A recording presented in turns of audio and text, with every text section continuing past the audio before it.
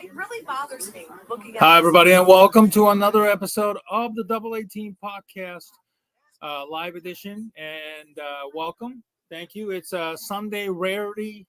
We do this on a NFL season. Obviously, Ken is off today. Normally, he has to work. So maybe we might kind of incorporate doing this more and more as we are kind of more apt to discuss about our favorite NFL teams. Ken obviously is the Browns fan. In case if you have never noticed, I am a Chicago Bears fan, and we'll get to that in a little bit more today. But Ken, let's talk about your Cleveland Browns team today. I was actually in Ohio over the weekend. Drove back. I was actually driving through Toledo and Sandusky in that area, and kind of started to pick up the Browns game on 850 locally, ESPN Cleveland, and it was quite. I have to admit that was quite a competitive game from the Browns. Obviously, a week ago, Deshaun Watson suffered a torn ACL. Excuse me. And then the day after, Monday, Kevin Stefanski gives up his play calling. Ken Dorsey is the play caller, and so much stuff happened from your Browns, and another sad note. Longtime Browns announcer Jim Donovan passed away, which I will save that in a little bit for you to discuss as a longtime Browns fan, having to listen to him in the past. But first of all, how shocked were you by the performance put on by the Browns today, and the fact that the Browns look actually functional, with Deshaun Watson out of the lineup, and we saw a little bit of glimpse of that last year when Joe Flacco took over when Watson went down with an injury and led them to the playoffs. We know that the Browns play much better without Watson in the lineup, and obviously Stefanski made a blatant lie that he as in Watson was the guy that was going to give them the best chance to win. Again, that was a blatant lie after tonight's performance in which the Browns beat the Ravens. I'm going to give the floor to you, Ken. Give me your thoughts on today's game, as well as the how your Browns look like a completely different team with Jameis Winston as the starting quarterback. Yeah, I said this, and I luckily I have NFL Sunday tickets, so I'm able to watch the game side by side with NFL Red Zone. So when I did an overtime shift today, so when I got back from home, I was able to pick up basically from the second quarter on. And I'm going to say that, and I tweeted this several times, that you can tell when receivers play when they don't drop balls that are easy, when they go into their pattern and try to do moves and try to make catches, they know that a quarterback is handle. So I don't know what noise is in the background. I'm going to have to mute you, Steven. So it's just a bit. So let me just mute you for a little bit, and then you can turn down whatever noise is in the background. So in the meantime, for the first time, I really happened to see the receivers taking plays and doing a much better job. I was really impressed with that. And you got to see Jameis throwing for over 300 yards today, Steven. He got his receivers involved. There was a good running attack. Ken Dorsey, who is actually has experience as an offensive coordinator and also as a head coach for the University of Massachusetts as well. I was very impressed with the plan today. Normally with Deshaun Watson, we would see a very good scripted first drive and then no imagination after that. Today, Jameis Winston was distributing the ball. He threw 2 touchdowns to Cedric Tillman today. Those are his first 2 touchdowns that he scored this season. And then David Njoku with a great catch on National Tight Ends Day. I know this manufactured holiday by the National Football League, but there were 13 catches by tight ends today, and David Njoku got one as well, making a fantastic catch, turning towards the ball. Again, this is inspired play by the receivers. You didn't see this under Deshaun Watson because they could tell he didn't care. So if your receivers know you don't care, why should the receivers care and try to make an effort for you? Jameis Winston came in and he was just lights out. He played, and I know it's just the first game. He hasn't played in a while, but he got some time as the first quarterback during practice this week and got them very good chemistry with the receivers. And you could see that with Cedric Tillman. You could see that when you could see that with the other receivers as well. And it was play that we hadn't seen since Joe Flacco of last season. And defense, there was, of course, when Baltimore went ahead to go ahead to score. I was worried that and this is exactly what happened. They let Lamar Jackson run all over the field. They didn't try to tackle him. I mean, they did try and tackle him, but they gave him too much time, and they went down to score to go ahead at the last minute. And then took Jameis Winston. Now you were thinking they were going to go for a field goal, but Ken Dorsey took a shot with about 50 seconds left to play, Stephen, and it was very impressive. The fact that they said, okay, we know that Cedric Tillman will likely have one-on-one coverage at the end, and that's exactly what happened. He did a double move, and then he got open, scored the winning touchdown. Very impressive. Of course, Baltimore did have a chance with 59 seconds to try and come back. Two throws by Lamar Jackson at the end went incomplete in the end zone. But on the day after the Browns voice, as you mentioned, Jim Donovan, who passed away yesterday, longtime voice, he retired before the end of the season because he's having issues with leukemia. He died yesterday at the age of 68. He had been the only voice the Browns have had since they came back into the league in 1999. Andrew Siciliano, who used to be the host of NFL Red Zone, took over for him this season. He did a couple games last season when Donovan was out with his illness. But it was very emotional. Him and Nathan Segura had a very emotional call at the end. But let's just say this: I was very impressed by the Browns today. I am no longer, of course. I was saying that they were going to be 1-16 this season. They are not going to be 1-16. I really am a little bit more enthusiastic about this team, especially with Jameis Winston. If I see this type of play, inspired play by the Browns, I could really see them being 500 or possibly better. They still have, there's a long ways to go. This is week 8. I know that they're 2-6. There's to get to 500, they've got to basically win out the rest of the season. But I'm quite enthusiastic about what I saw when you beat your division rival of the Baltimore Ravens, who are basically the class of your division. That bodes well. And the Browns were with this talent and with this team, they were a playoff team last season. They showed talent this today, and I was very impressed. So I have to say I'm a lot more enthusiastic today than I was when we last spoke on Tuesday, Stephen. So seeing Deshaun Watson playing some inspired quarterback play and seeing a real quarterback out there, a person who cares, a person who wanted to take that opportunity. He had an interview today on CBS following the game with Amanda Balionis saying that, and he quoted Eminem of all people. He said, "You only have one shot. You got to take your opportunity. This comes once in a lifetime." He made that quote to Amanda Balionis after the game, and it's inspiring. And you know what? I was very happy to hear that. And we know Jameis Winston's issues and has some issues as well. Not as bad as Deshaun Watson, but he's had his own issues.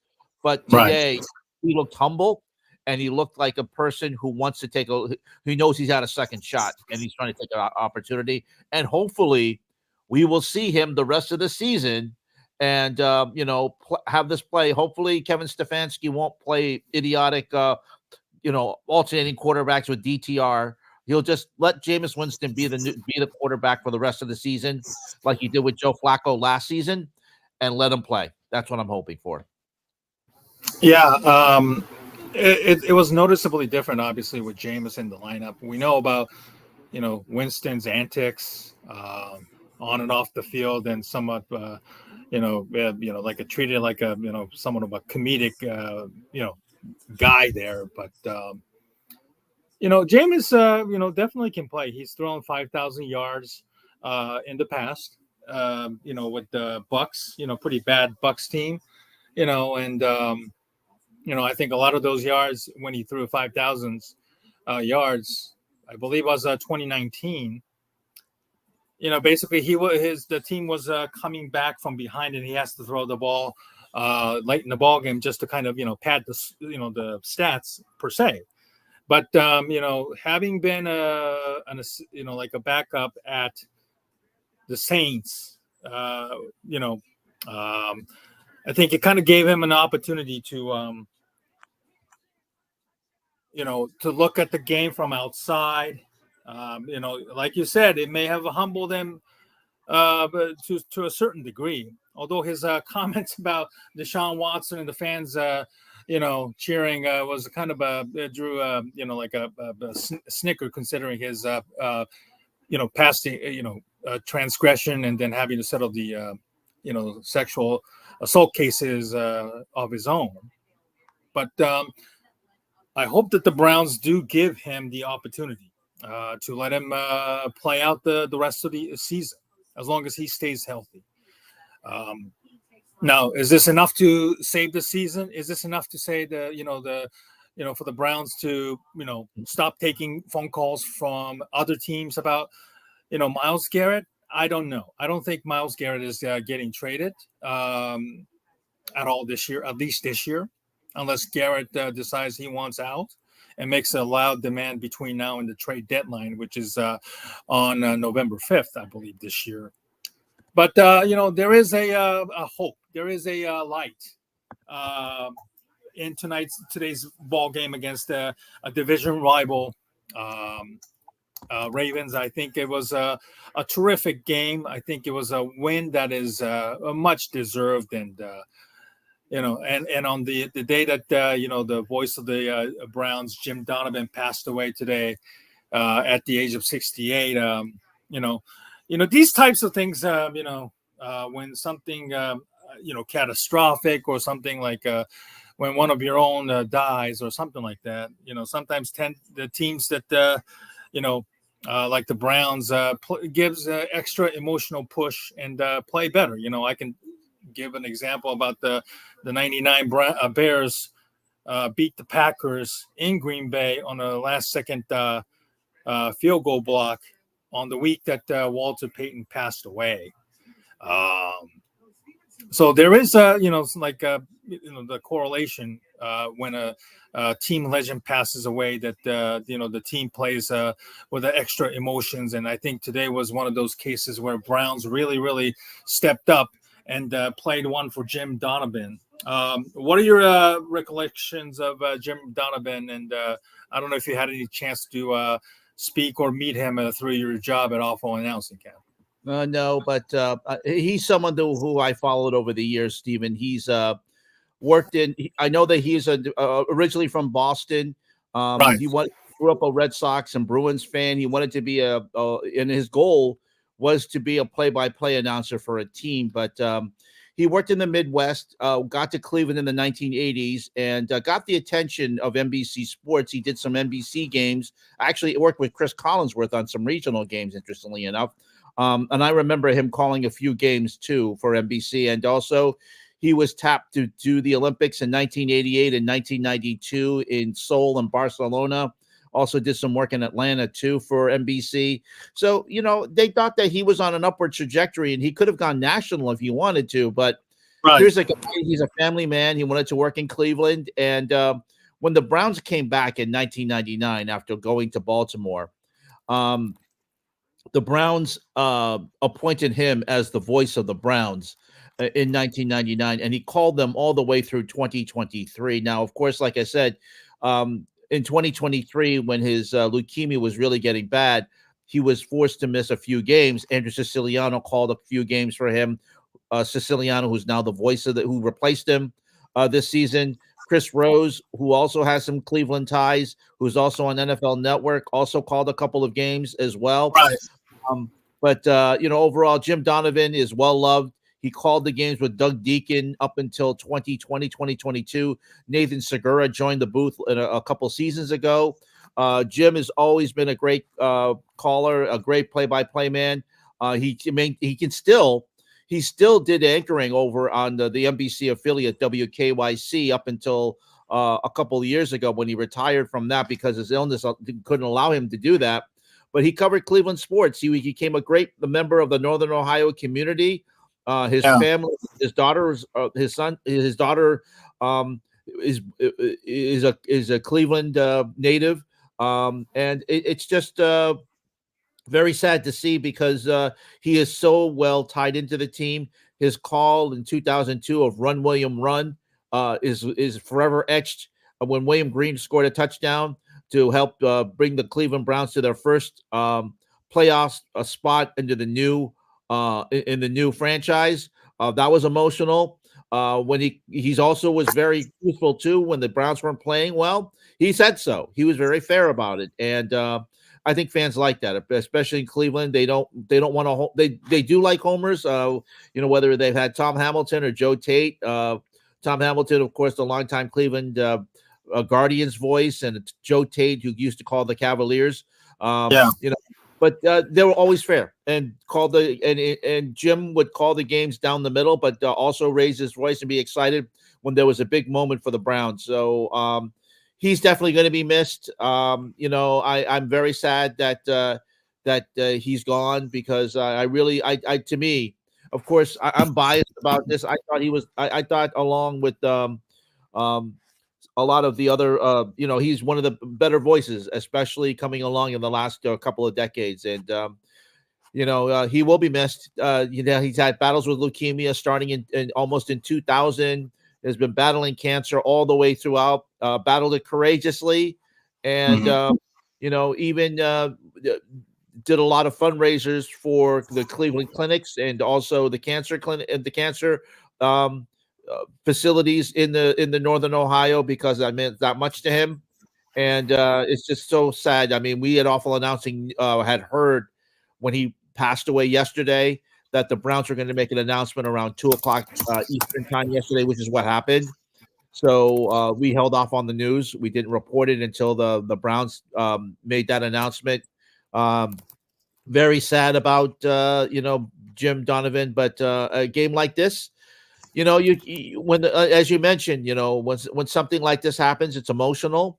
You can't help but think that higher forces might be abound. So, the Browns were not expected to win this game, but they, something like this, like you said, might have inspired them. Kevin Stefanski gave the game ball to Jim Donovan's wife and daughter today. So it was a great moment. And, I wouldn't be surprised to see that the Browns put a patch on their uniform for Jim Donovan the rest of the season. So I wouldn't be surprised by that. And a very nice touch today. I saw that reporters, like Tony Grossi and Mary Kay Cabot posted pictures of tributes to Jim Donovan in the press box today. And so did Andrew Siciliano. So I wouldn't be surprised to see them even. And we've talked about how the Browns are, trying to move out of Cleveland. But I wouldn't be surprised if the Browns make a move to call their press box the Jim Donovan press box, as we've seen with Vince Scully and the Los Angeles Dodgers and with other announcers and legendary announcers. I wouldn't be surprised to see that, Steven. So, it was of course, bittersweet. The Browns winning today over Baltimore, but also with heavy hearts knowing that Jim Donovan passed away this weekend. Absolutely, well said. Certainly, people like Jim Donovan, who always knew what he wanted to do at a young age, don't come around, and the amount of time and effort that he put in, and to be a voice for all Cleveland sports, doing the broadcasting with NBC there, and then also calling the Browns game for such a long time. Obviously, having him seeing plenty of heartbreaks. With the drive and all those losses to the Denver Broncos and AFC championships and everything. So, our condolences to Jim Donovan and his family for the passing this week. He was 68 years old. All right, so as I have to talk about my Bears and I'm very listen, sorry. this game, yeah, I'm very much numb right now still, and I'm trying to hold it together right now. I was actually on the phone with 670 The Scores Bears post game show before I got on here, and yeah, this is a kind of loss that really could cripple the team for the rest of the season. You don't get to see too many teams lose in Hail Mary because the game is already well decided, or at least the score. At least the Hail Mary attempts usually fail, but unfortunately, in tonight's game, it just like one of those one in a million thing that just happened, and it just happened to be that the Bears were on the receiving end of it, unfortunately. And I get it. Listen, watching this game from the very get-go today, it was very, very frustrating. The Bears were 4-2. They had a momentum. The offense looked really, really great. And I understand, you beat bad teams in the last 3 weeks. The Rams without, Cooper Kupp and Puka Nacua. The Carolina Panthers were just a disaster. And then Jacksonville is even more of a bigger, disaster playing in London.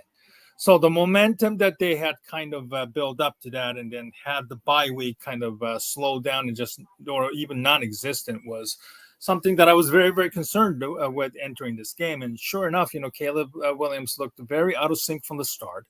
Really missed open receivers. I don't know if it was nerves of him playing in his hometown, Washington, D.C., or just basically, the bye week, he forgot about all the stuff that was working for him. It was not a good look. Throughout the game, the Bears struggled to move the ball, while their defense managed to do the job. They kept the Bears in the ball game, limiting Washington to 3 field goals. Jaden Daniels, who had a rib injury, we were so confused and conflicted about reports about him not playing, or he's a game time decision. He was a game time decision, and I was a little disappointed by the Bears' defensive efforts because, he was always open and took off running and gained big yardage. Even they were in second and long, third and long situations. So that was a very, very disappointing for me. He was yeah. Sorry, go ahead, Ken. Yeah, and I can certainly I watched this game because again I had an NFL Sunday ticket, and the CBS affiliate showed Kansas City, Las Vegas. Yeah. So instead, I put the Bears game on, and also had a Red Zone on as well. And I see your point about Matt Eberflus. There's no reason, especially after you're down 12-7, you get a fourth quarter drive. You're about 6 minutes left to go in the game, Steven. You don't get cute at the goal line by giving the ball to a lineman. You run the. I mean, if you're 30-0, fine. Don't do that then. And you saw the result. They fumbled the ball. Now, luckily, it didn't cost them then. But that was just, and it was also lucky because the lineman who picked it up there, Jazeer Newton, right? His knee touched the ground at the 3-yard line instead of a touchdown. Contact. But you don't get cute. You don't get cute in that situation, Stephen. And I said facetiously, I could hear Stephen Nagishi yelling on his TV about that play. You don't do that. It's just a stupid play. It could have worked, yes, and we saw, like Refrigerator Perry, but that was done in a situation where, you're going to score. That is it. You don't know it's going to work. And you just can't make that type of decision. And I can see why you're so frustrated with Matt Eberflus, because that's just a really bad call. Yeah, this was a bad coaching that was on full display today. Shane Waldron, the OC's decision to even, entertain the notion of giving like an offensive lineman to carry the ball at such a short range Kramer didn't have a control of the ball and led to that bad fumble. Thankfully, the Bears, recover from it. And then from there, Caleb Williams managed to hit some, big third down passes to Rome Odunze and Keenan Allen. The biggest problem also I had, Ken, was that when the Bears scored on that touchdown on 1st and goal, they threw the ball to the corner to DJ Moore, who was covered. That stopped the clock. Okay, you control the ball. You control the clock. Run the ball. Okay, run the ball. Right. If you run the ball and then lost 4 or 5 seconds off that clock again, there would have been never had a Hail Mary situation. Okay, maybe there could have been one where they would probably have to throw it and just hopefully lateral the ball, and so some crazy stuff. Woo-woo. Yeah. Pitchy, woo-woo. Yes. But then they throw the ball to DJ Moore, who was covered and never had a chance to. That stopped the clock. Okay, and then after the touchdown, when they get to the the last play of the ball game. The one before the Hail Mary, the Bears did not do a good job of protecting the sidelines. It was a quick throw and then a touchdown. That gave them 2 extra seconds. I think Caleb Williams was seen shouting from the sideline because as a quarterback, he knows that those things, you get another shot at it. You get, I think, another maybe close to 10 yards to move up. And then the throw in the field. You can't allow that sideline pass to come because, they get out of bounds, they stop the clock, and they get closer to make that Hail Mary play. So you can't allow that throw. You've got to do a better job. You must force the throw in the middle of the field to make them run to the ball and clock it. That's what you have to do. And that was just unbelievable. Also, I just want to make a point because on the score that put the Bears ahead, again, some decisions that made me think that the Bears were trying to play for 3, which is they wouldn't have done. They wouldn't have won the game. They were down, I think, 12-7 at the time. Right. They were bailed out by a defensive pass interference call on 4th and 3. Otherwise, that sequence before then, they ran the ball on 3rd down. It made no sense to give Caleb to run the ball on 3rd down. It just made absolutely no sense. And the Bears, luckily, got bailed out by that 4th and 3 call you were mentioning. And it was a blatant pass interference. That was a flag. There was a hold. There was a hold. It was a full flag, and then from there the pass to DJ Moore, which stopped the clock.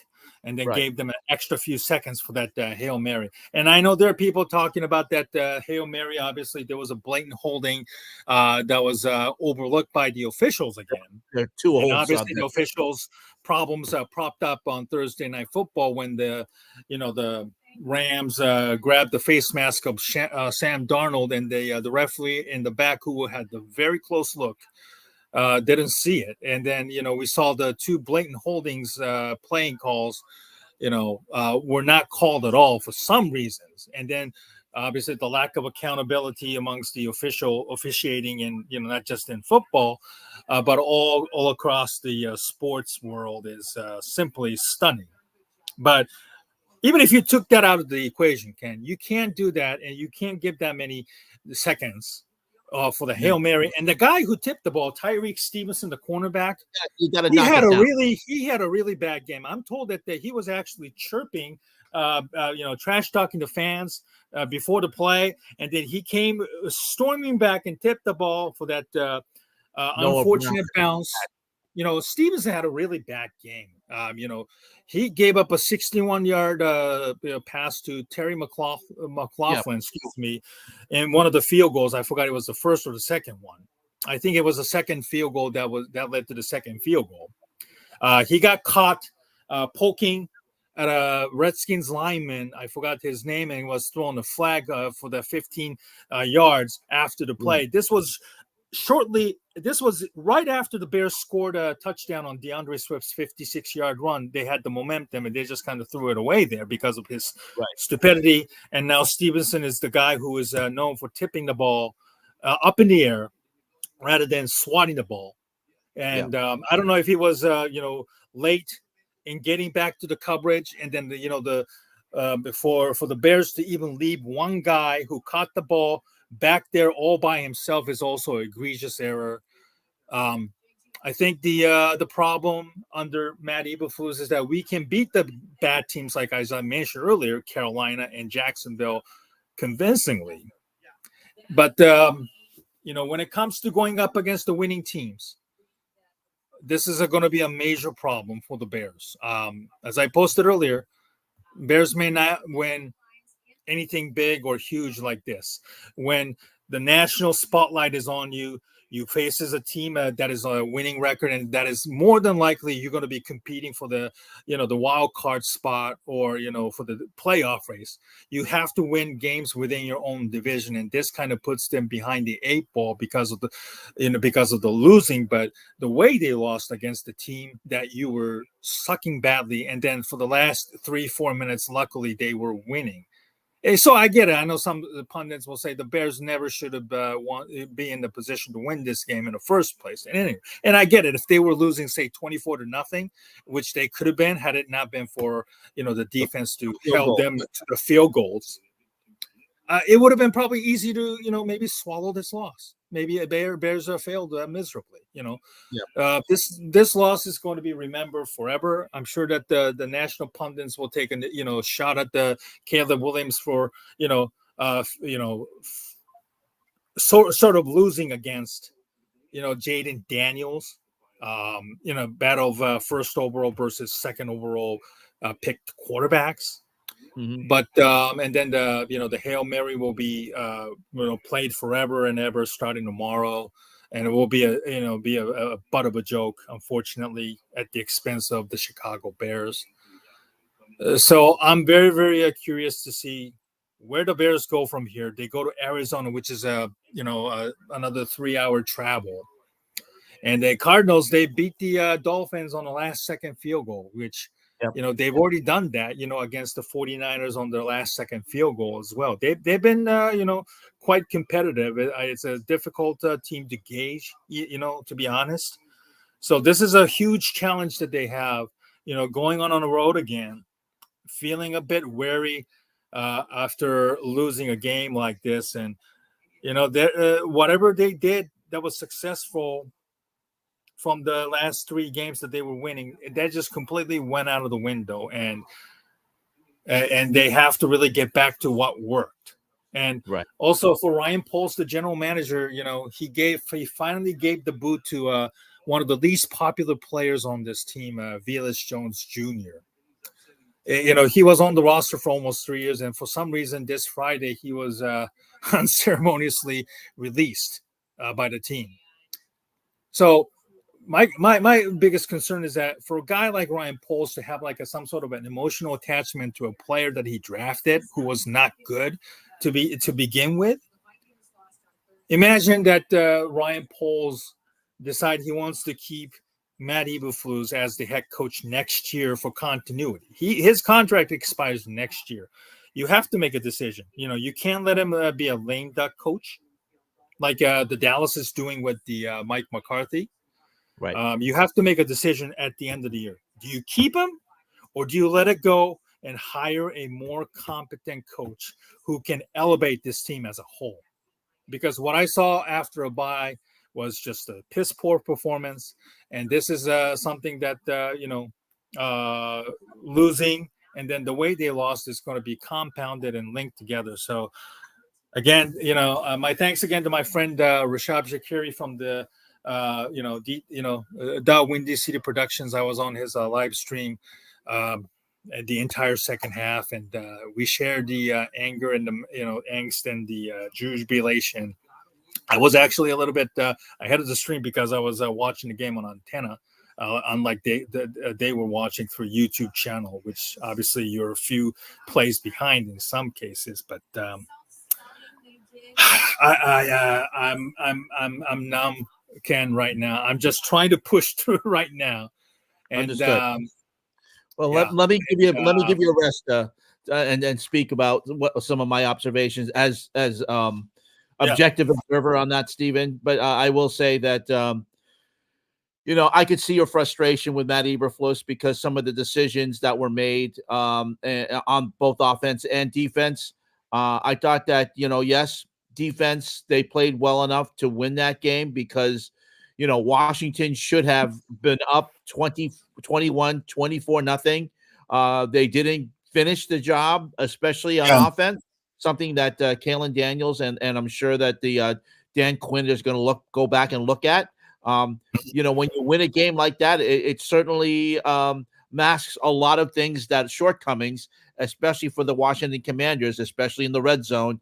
I got to give credit to the Bears for playing and getting the job done, especially in the red zone, for holding the up until the last score, keeping the Commanders out of the end zone. But also on offense, really bad decision. I don't know what's going on with that, Steven. I can share your frustration on that. Offensively, some bad decisions, as you mentioned, by Caleb Williams earlier. They didn't come back to cost them, especially up until the very last play. But that was mostly on the defense. Again, you can't make a play, especially some of the decisions on this drive that put the Bears ahead. I thought that it didn't seem like there was enough urgency to try and score, and also to try to run the clock down. As you mentioned, there were running plays on third down by Caleb Williams that led to a fourth down. And as I mentioned, that got bailed out by the DPI, and then the first and goal pass that certainly kept time on the clock and not force Washington to try and maybe even call a timeout. I don't know if they had a timeout left, but you just try and force Washington to make decisions that they don't want to do on defense, which won't leave them time on the clock when they get the ball back.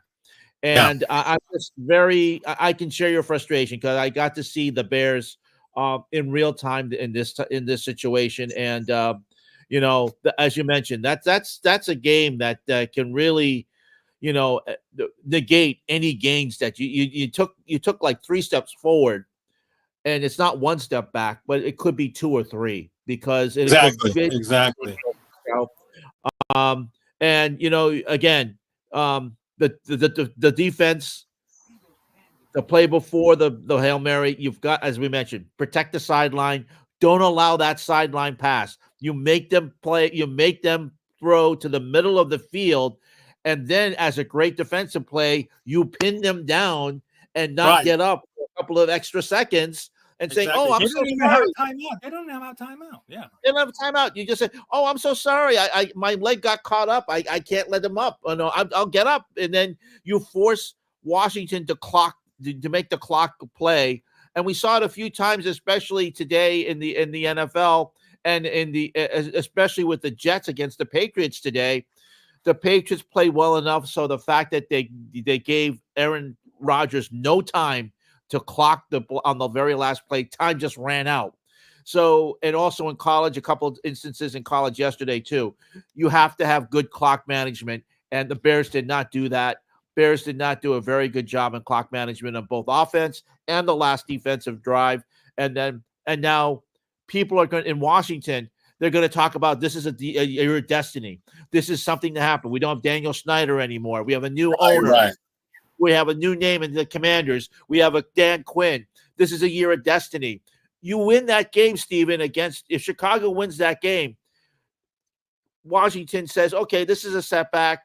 We're not ready yet, just yet. Yeah, we're not. Now it's different. You think, oh, we have this magical play. It's a year of destiny. We're going to go to the playoffs. This could really propel them. It really could. And as for the Chicago, you're absolutely right, Steven. This is a play that's really going to haunt them. And and as you mentioned, it's going to be talked about a lot. I mean, we still talk about the double doink in the playoff game from many years ago. It's almost been 10 years ago since the double doink. No, this was 2019. So it was about 5 years ago. Yeah, 5 years ago. We still talk about that because it's the double doink and it happened in the playoffs.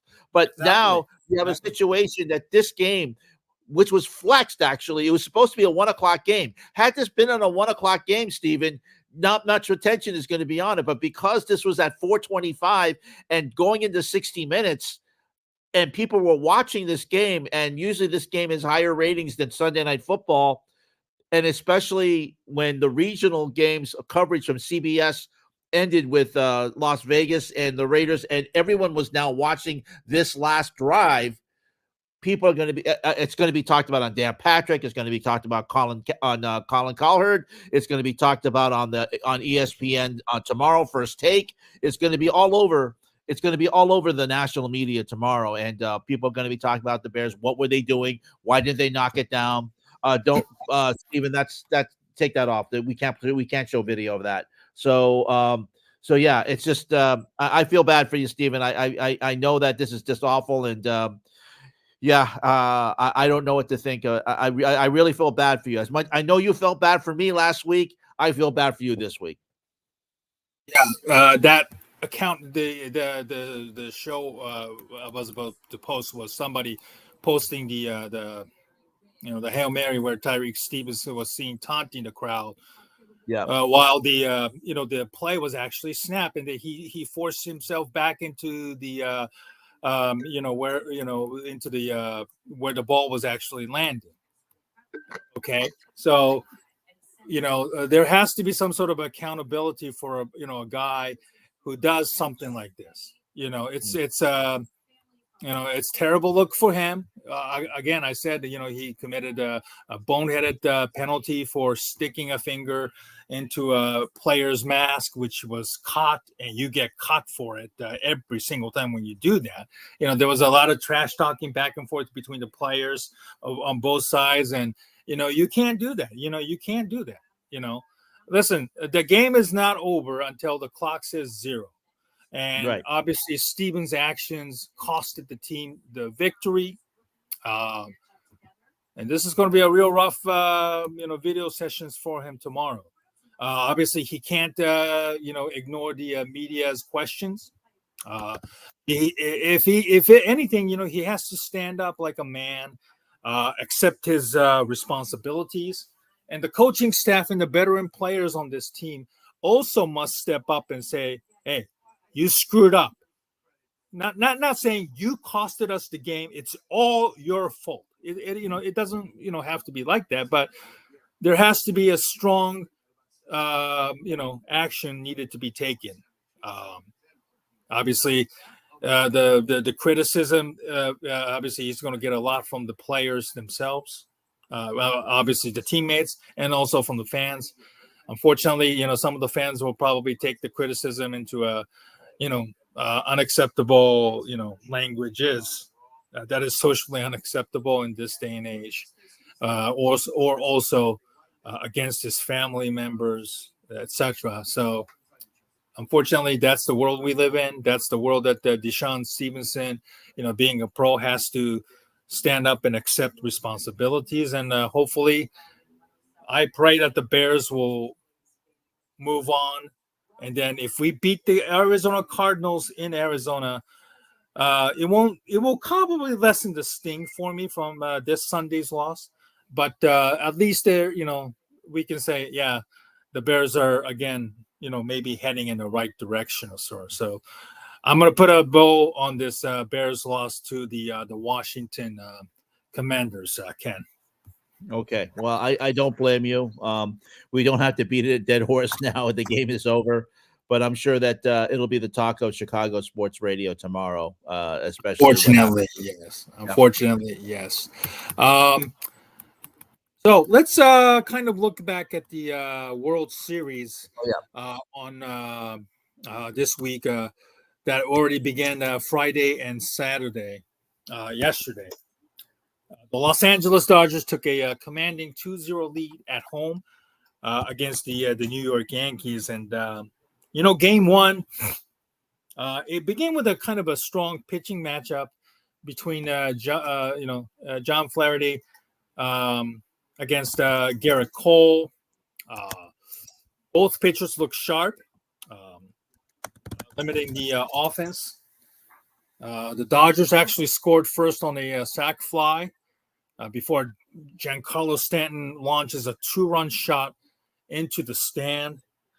The Dodgers tied it in the eighth, I believe, with a sac fly, which originally started with the Shohei Ohtani's double that became where he advanced to triple to third base, because of the of an error that a center fielder, threw to, or I'm sorry, that was a right fielder, Soto threw to, that the ball that nonchalantly bounced off either, I believe that was Graber Torres, who probably should have fielded that ball cleanly. And the game goes into extra innings. The Yankees scored on a short, grounder to short, which was started by Jazz Chisholm, who stole second and third. Oh, I'm sorry. I believe Jazz Chisholm started at second anyway, so he stole third to make it he easier. he stole second. He stole second. Oh, okay. So he stole second. Okay. So yeah, and then the dramatic, awaited. Freddie Freeman hit a grand slam home run off Nestor Cortez on his very first pitch coming out of a bullpen. And Ken, let's start with the game one. Other than the home run, is there anything else that stood out to you?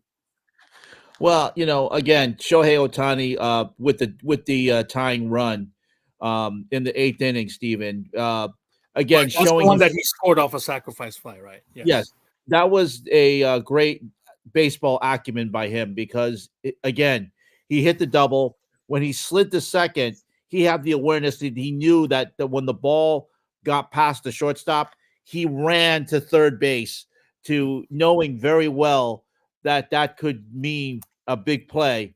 So he ran to third base, got there, and then Mookie Betts with the sacrifice fly, allowing him to score. If he's still on second base, Steven, and not run, that play doesn't happen. And so a big play by Shohei Ohtani there. And as you mentioned, the Yankees scored a run in the 10th inning to put them up 3-2. And it looked like at that time that the Dodgers were going to lose. But then Aaron Boone, who makes really bad decisions when it comes to crunch time, chose Nestor Cortez, who hadn't pitched in 37 days, instead of Hill, who had been lights out in the postseason throughout and had been pitching. So, and I know Aaron Boone kept saying, well, I know the matchup. I thought this was going to be a better matchup. I don't care. You don't throw a pitcher that hasn't been pitched in 37 days into the fire. Okay. And the right before Freddie Freeman, I forgot who was the batter before him, but it was Ohtani. Ohtani actually went for the first pitch and fouled out. That was fouled out by caught by Alex Verdugo, who went into the stand, so the runner advanced. Yeah, and then Betts was intentionally walked to lead up to the Freddie Freeman's heroics. Yes, right. So basically, what happened was that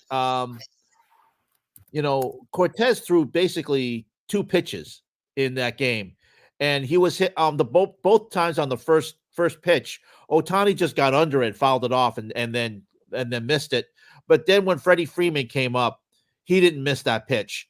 And Freeman, who had not been hitting well, he did get a triple earlier in the game. He just basically channeled his inner Kirk Gibson. He hit the ball almost in the same place that Gibson did in 1988. And also, interestingly enough, as people pointed out, it was actually at the same time of day at night where Kirk Gibson hit his walk-off home run against the Oakland A's and Dennis Eckersley in Game 1 of the 1988 World Series. Freddie Freeman hit that grand slam. And a lot of people were wondering if the Yankees would be able to recover. And, they did their best. But, in this game too. But again, the Dodgers have too much firepower, especially on offense. And Aaron Judge, who is trying to get back into hitting shape, just again, it looks lost out there. But again, Aaron Boone making some bad decisions in Game 1. It cost him that game. They should have won that game. There's no doubt that to me the Yankees should have won Game 1 and stole it, and they should be going back to the Bronx with the Yankees having home field advantage. But instead, making that decision to go with Nestor Cortez definitely cost him Game 1. Game 2, You had Yamamoto doing a great performance, Steven. 6 in the third innings, keeping the Yankees at bay. One hit the Yankees through his pitching performance.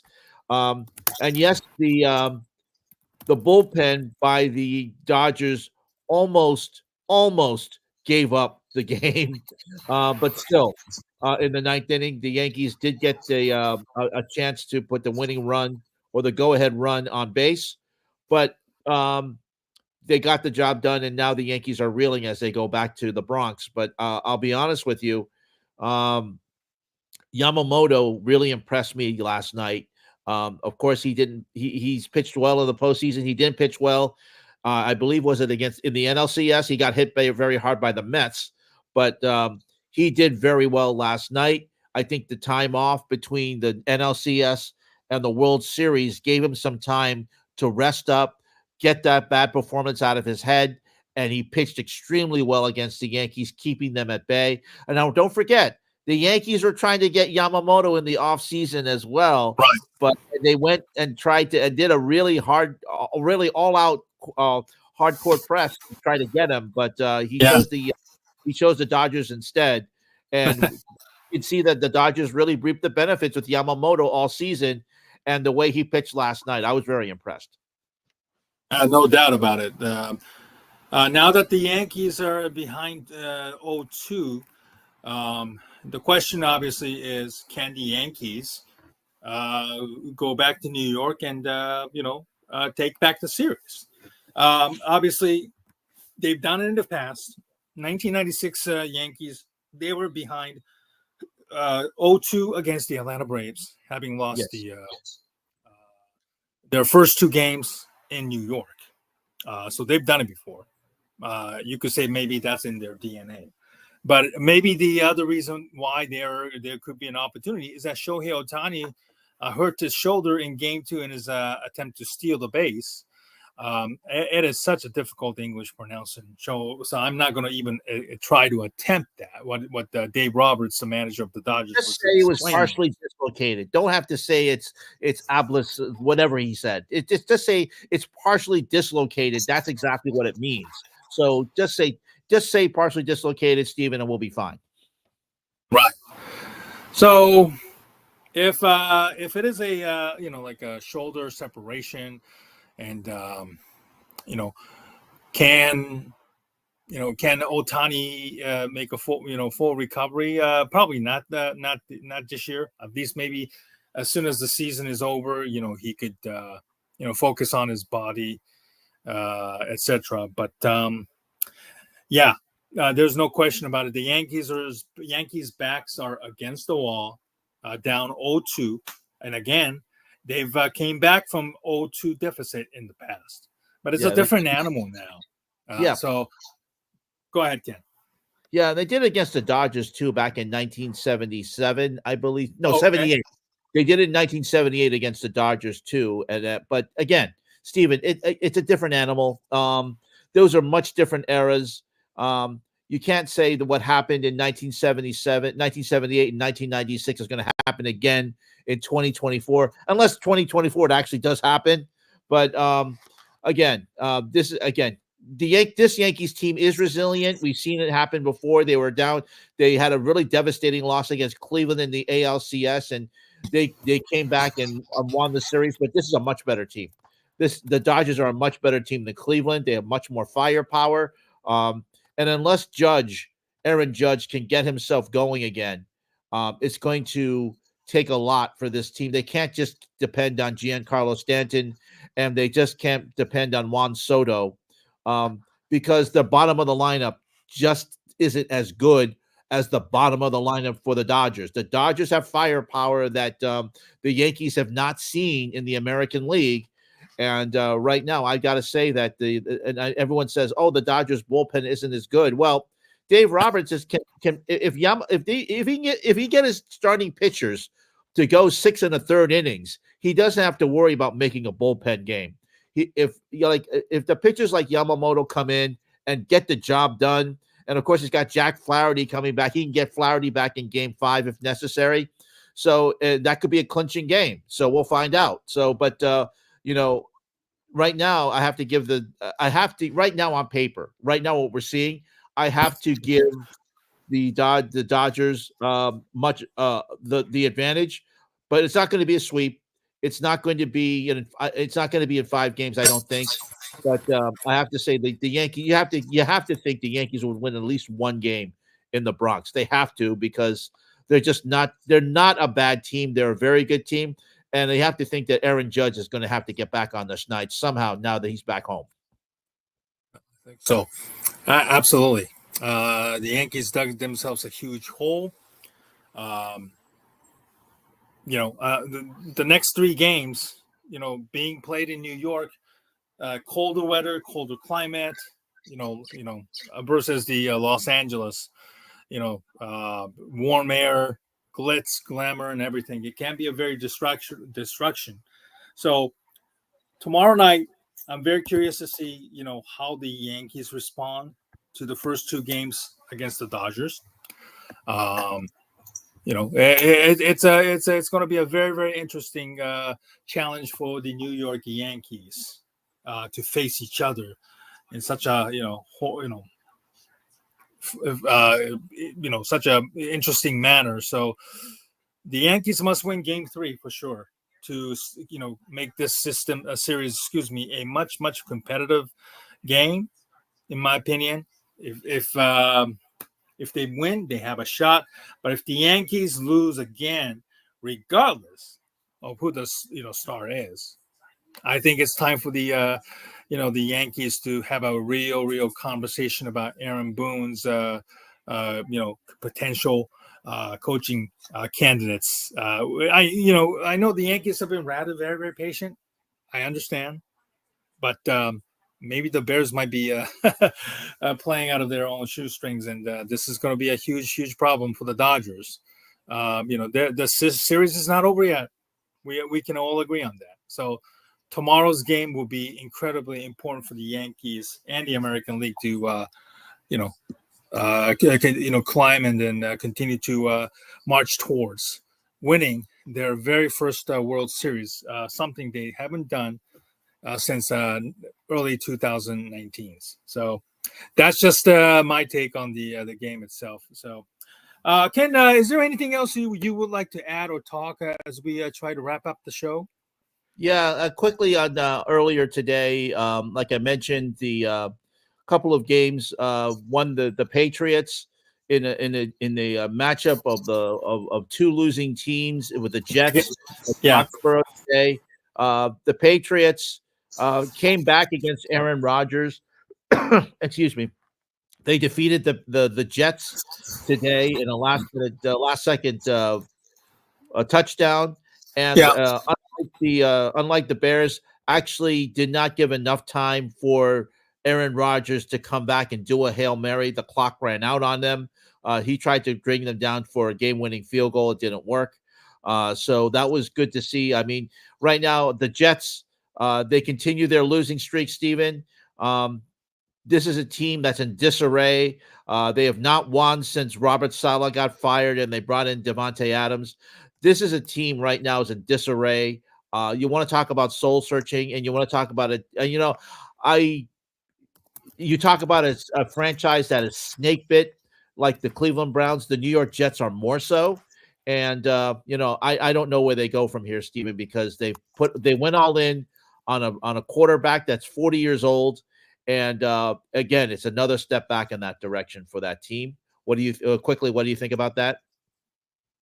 Yeah, the Jets are toast. Firing Robert Saleh did nothing for them. I think it's quite clear now. They just have a poorly constructed team, which Aaron Rodgers doubled as a general manager, as we can see, with all the former Packers that they have acquired to appease him. So, the Jets deserve all that they have. The Patriots with a nice bounce back win, which, Jared Mayo called the team soft, which did not seem to go well with the Boston media, especially, Bill Belichick for sure. So this is an interesting, obviously they lost, Derek May to a concussion, unfortunately. So, they may have to go back to Jacoby Brissett depending on the severity of the head concussion. So hopefully it's nothing serious, no long-term impacts.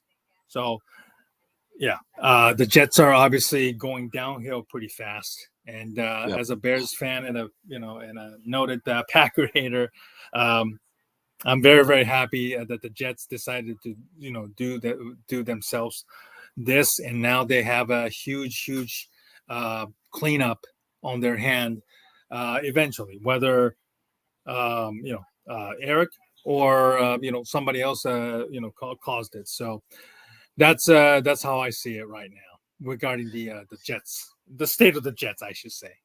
Yep. Also, quickly in your division, Detroit Lions drew a 50-burger on the Tennessee Titans. They're the number one seed in the NFC. They looked all of that today.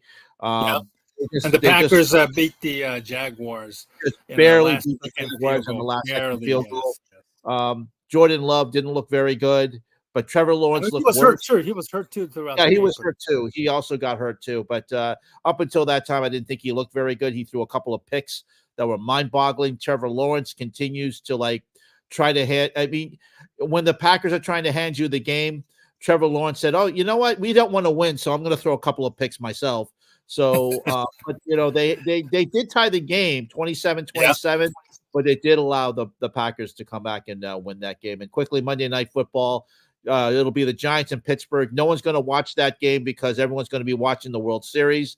But I will say that, the Steelers. I hate the Steelers, but they should defeat the Giants tomorrow. The Giants, another team that's in disarray. They have a quarterback situation with Daniel Jones that's not very good. They have a rookie receiver who's playing lights out. But Steven, I hate to say this, but I think the Pittsburgh Steelers should win that game. I agree. I think Daniel Jones is who he is. Russell Wilson took over as a starter over Justin Fields, and took him a couple of quarters to finally start to get going. He's able to pass the ball deeply. Target the George Pickens, and I forgot the name of the other wide receiver that they have there. So it should definitely help them moving forward.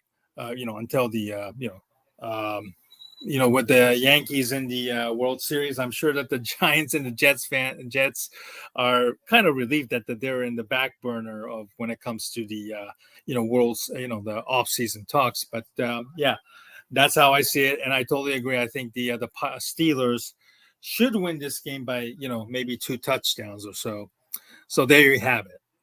Well, listen, Ken, I really appreciate you coming on tonight to do this short notice. Obviously, congratulations to you, Browns, for winning a very, very difficult game against the division rival Baltimore Ravens in a very interesting manner. So, thank you. And my commiserations to you about your Bears. Let's hope that they can play. Remember when they played Arizona on a Monday night? They were going to lose that game, and then they had a couple of plays, and Devin Hester came in and played extremely well, and Dennis Green, we had a meltdown. I think that's what you have to hope for next week, because Kyler Murray is playing very well. He's playing extremely well. And you have Marvin Harrison Jr. He scored a touchdown earlier today. As the Cardinals defeated the Miami Dolphins, they were not leading until the very last second of the game. So the Arizona Cardinals are going to be very tough for the Bears next week. But exactly, let's hope the Bears can get the job done. I hope so too. You don't want to be wasting Caleb's rookie season on a loss that cripples the team, and then you now go on a long losing streak that obviously puts question marks on the entire coaching staff. So collectively, both the players and the coaching staff must share and be held accountable. So hopefully this is a kind of like the wake up call for the players and the organizations that they were seeking seriously. So that's all I have to add about the football aspect of it, Ken. All right. So we'd like to thank the 216 people who came on tonight to watch us. Again, we appreciate it. We this is something that Steven contacted me earlier this morning, and yes, Sarah came in. Sarah is a person I know, and she's a big Oklahoma Sooner fan. Thank you. Hi, Sarah. Good to see you. We're also big Metallica fans. So, do you guys? Sarah, we don't know yet, but if we are, you will definitely know. And if you like us on Sundays, and obviously we're seeing a good viewership here, we will definitely be here. So, Sarah, you'll definitely keep an eye out on your X feeds. If we're on Sundays, we'll definitely let you know. And if we're experimenting on different nights, but Sunday nights, we could definitely this might work out for us because I'm usually off Sundays and Mondays from work, Right.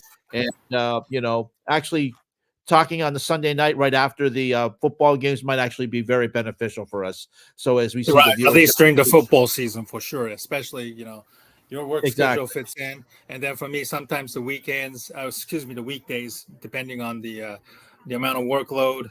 I might have to stay late to finish it up, and so forth. So, we're definitely going to give you guys an update. Sarah, thank you very much for the comments you left. I apologize for maybe not recognizing it a lot sooner, and hopefully, Sarah, follow us both on Twitter handle for the both of us to watch the live stream version of it.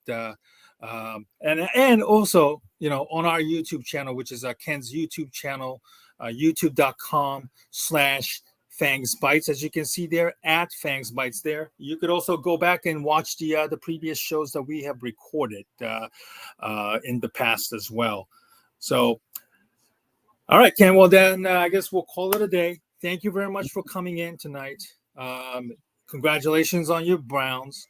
And condolences to the legendary Jim Donovan on the day of his sad passings. Congratulations again to the Browns. I will try and power through all this week, knowing what happened. Absolutely. and also with my Chicago Bears tonight. And also my commiserations to Sarah's Oklahoma team, which actually stunk it up last night. Sorry about that, Sarah. I like to pick on Oklahoma, but I will not pick on you tonight. So thank you. It's been a rough first year for them in the SEC, ultra competitive ones. Absolutely. But thank you very much for watching. Thank you for joining us. Thank you for all the 219 people who joined us throughout the hour plus. I'm Ken Fang for Stephen Nagishi. Thanks for watching us on the Double A team. Keep your social media channels open so you know that we're going to be coming on again, and we will see you again hopefully next Sunday. If next Sunday we'll talk about this off the air, and we'll see if Sunday works for us, and if it does, you'll see us again next week here on the Double A team. Thank you very much. Have a good night.